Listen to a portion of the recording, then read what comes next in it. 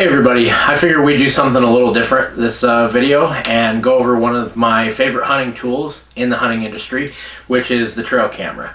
I have always been a trail camera junkie ever since I got my first cutty-back trail camera back in college, and ever since then I've just been addicted to getting cool pictures and using them to find big deer and big elk.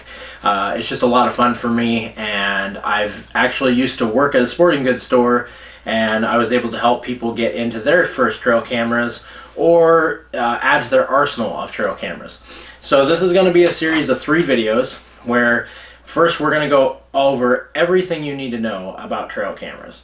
Then the next video is going to consist of me finding some spots online through base maps and Onyx and scouting, and then we are going to wrap the third video up with actually picking a spot on one of the programs, Onyx or Basemap, and then we're going to look at it and actually go out in the field and take a look at it and see if it's worth putting a camera up, and if it is, we're going to put a camera up, and then hopefully in like August before season starts, we're going to go ahead and go check that spot and see if it's worth hunting. So the first thing we're going to talk about is the 4 different types of trail cameras. Now there is the flash trail camera that actually takes a flash at night. There is the no glow trail camera. There is the red glow trail camera, and then there is the low glow trail camera. So there's a reason why I do not have any of the flash trail cameras in my arsenal, and partly is because I've had a lot of instances where it's just spooked mature bucks and or bulls. They usually don't like the bright flash at night in their face, and they get a little wary of that, and they usually back out of the frame of the camera. This was evident when I was hunting blacktails in Washington, and they absolutely hated the flash. I noticed that a lot of times that once I'd get a picture of a buck taken at night, he would then either back out of the trail camera frame or completely avoid that trail camera in the future. So that's something that it's not worth it to me to actually keep those in my arsenal. Now, if you're just looking for a high quality picture at night with color, and you want to use it in your backyard or get just a couple pictures of something, that's perfectly fine. That's kind of when I recommend it. And not saying that every buck or bull is going to be the same, it's just I've had too many cases where it has been that problem, so I've just kind of avoided them altogether. So we're going to move on to one of my favorite types of trail cameras, and that is the no glow. Now, the no glow trail cameras have a blacked out screen, and usually you cannot tell if this camera has taken a picture or not, which is great for use in public land. If someone is walking by, even in at night or in the twilight times in the morning and or evening, they're not going to be able to tell that this picture was taken. And there's no way of spooking the game or anything with a nice bright flash like the flash trail camera. Now, the only problem that I ever see with these is sometimes at night the quality of picture is not the clearest, which in my case, as long as I can identify the buck or bull and see the quality of the animal, it's not a huge concern to me. So that's not something that I worry about too much. But if you're worrying about something that is, you really want that really high quality picture at night, then I'd probably recommend one of the other IR trail cameras. Now, the next trail camera that we're going to take a look at is, this is actually a Browning Strikeforce HD Pro, which is one of my favorites, but we're just going to go over the fact that this is a red glow trail camera. Now, every time you walk in front of this one, it is going to glow nice and red, and it's going to illuminate so that it takes a very clear picture. So one of the biggest things with the red glow trail cameras is that it takes excellent pictures at night. Very clear, very bright. I really don't see a very much of a downside to any of the red glows. On average, they're actually less expensive than your no glows, and that no glow is kind of sought after because it can be used for a security camera as well. But I've just really had no complaints about the red glows at all, except for the fact that if somebody walks by it, it can be noticed that it is taking a picture. That's the only thing that I can think of for a red glow camera that there's a con to. Now, the next camera that we're actually going to look at is the Bushnell Aggressor. This one is a low glow version, which it's an excellent camera. I've had excellent luck with these. They take very high quality photos at night, but they're not going to be quite as bright as that red glow, and that's just because it is the low glow version. So it's not going to be as noticed by people when it is taking a picture, which is kind of nice. So it's kind of that middle ground in between of that no glow and that red glow. So if you're looking for something that has pretty good quality photos at night, but you're not looking for the most, you know, bright and beautiful pictures at night, you're just looking to identify something, but you want something that's not going to glow as bright and as noticeable as like the red glow taking a picture, then I would recommend the low glow. So trigger speed is something that I do look at, but it's not completely concerning to me, just because of the fact that most all trail cameras these days are very, very fast and are able to pick up stuff very quickly. So more important to me is recovery time. So when that picture is taken, I want that recovery time to be fairly fast, just so that I can get another picture taken pretty quick.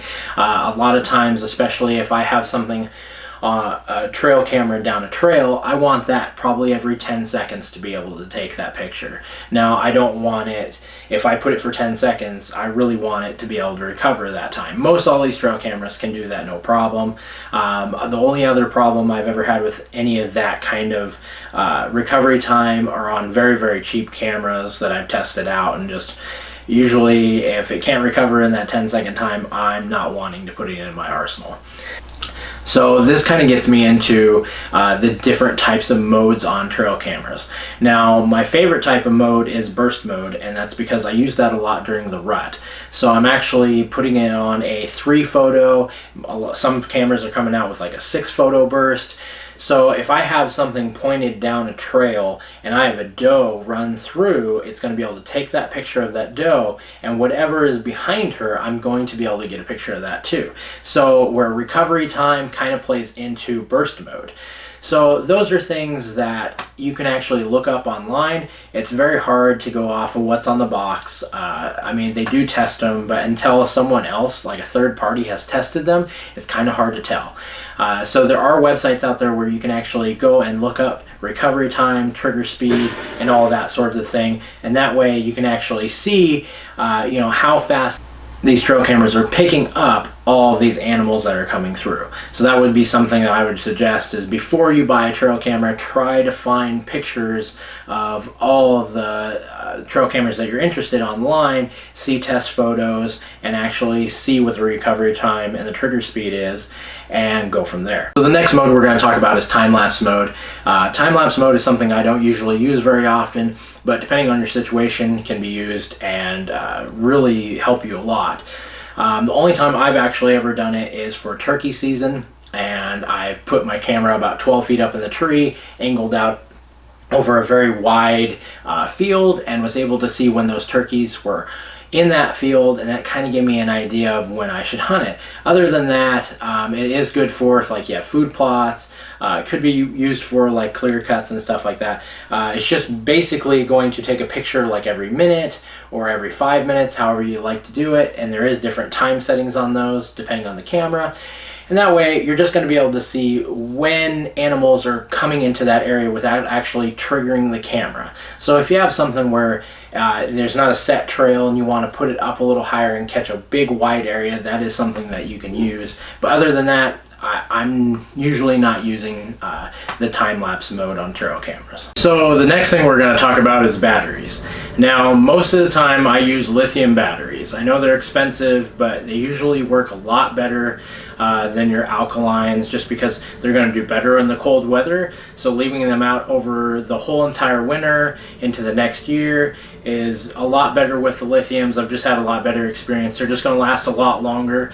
If you watched one of my last videos where I went and got trail cameras and sheds, we had some we had some old kind of knockoff alkaline batteries actually get put in some of my trail cameras.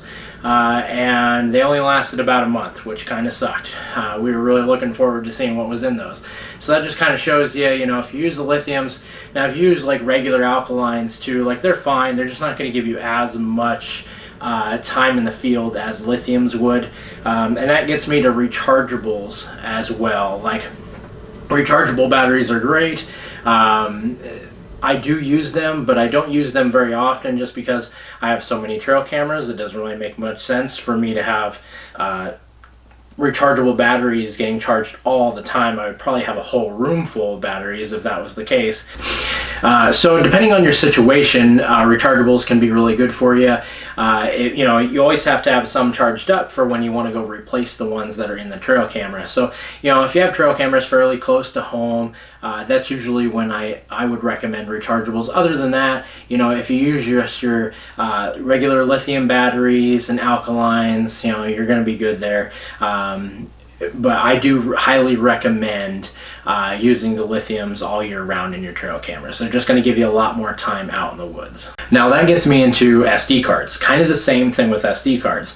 Now a 2 GB or a 4 GB or anything kind of lower like that is fine for if you're going to be able to go to that trail camera quite often and take that SD card out and check it. Now a lot of times I am putting my trail cameras a couple hours away from home or even an hour away from home. I don't want to go check that trail camera every week. Maybe I'll leave it up for a couple months. Well, I pretty much don't use an SD card unless it's 16 gigabytes or higher. Now a lot of your trail cameras are going to be able to take very high gigabytes. That's just something that is just going to get better and better with the trail cameras. So if I can, most of the time all my trail cameras will have 32 gigs in them. That way they're not going to fill up, and with lithium batteries they're going to last all year. I've had numerous cameras actually last for over a year, taking thousands and thousands and thousands of pictures. So that is something that you really want to look into, depending on how close you are to home and what types of cameras you're using. So we're going to talk about one of the biggest myths in trail cameras, and that is megapixels. Now, when I used to actually sell trail cameras, a lot of times I'd have customers come up to me with 2 trail cameras in their hands, and they're asking me which one is better. And I would tell them what I would think, and that would be off of experience and some of the specs on the trail camera and the brand. And then they would go, well, this one has more megapixels. Well, the trail camera industry has came up with an ingenious way to sell a lot of trail cameras, and that is to show you that, hey, they have 25 megapixels in this camera and you're going to get an excellent picture. The problem with that is a lot of times those ones that are they're having a lot of megapixels, they're actually using a very low quality lens, which makes the camera not take a very high quality picture. So you're paying more for the megapixels, but you're actually not getting anything for it. So a good example of this is a Reconyx trail camera. Now Reconyx is extremely high quality camera. They usually make you pay for it a little bit too. They're very expensive. But they don't say, hey, we have like 25 megapixels. Some of their cameras actually truly only have like 3 or 4 megapixels. But the thing is, their quality of lens that they use in the trail camera makes the picture very, very good. So it's a combination of megapixels and the quality of lens that they actually use. So don't get caught up with the megapixel game. Now, the best way that I can explain it, depending on the software in the camera, basically what is happening is if you think of a pixel in little dots, let's say, and you have a brown colored pixel, and you say, okay, well, this is a 16 megapixel. All they're doing is splitting that one pixel up into 16 pieces. But the only problem with that is because the quality of lens, and when the camera is actually formatting the picture, it comes out not any better than sometimes an 8 megapixel. Some of my best trail cameras are 8 megapixel trail cameras, and that's because the quality of lens is so much better. So just like I said before, don't get caught up in the megapixel game.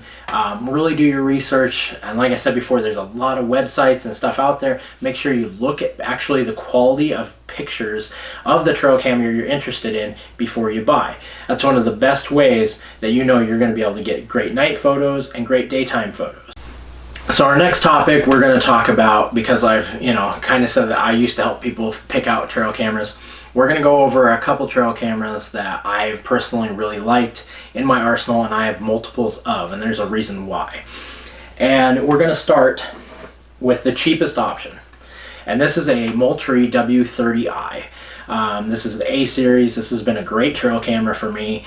Now, this is a 16 megapixel, but it still takes really good high quality photos, but they don't use the best lens in it. And that's where, you're not getting super high quality.